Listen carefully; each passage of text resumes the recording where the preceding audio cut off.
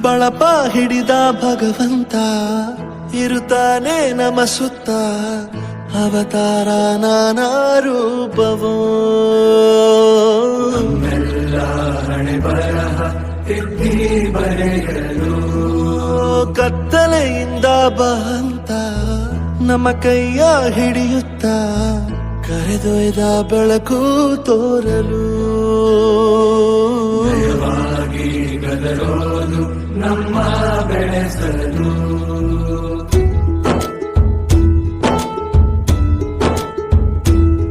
ಭಾಷೆ ಅಮೃತ ಕುಡಿಸೋ ತಾಯಾಗಿ ಭಾಷೆ ಅಮೃತ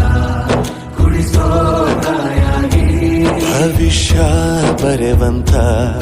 ತಂದೆನೂ ಆಗಿ ಬರೆವಂತ ತಂದೆನೂ ಆಗಿ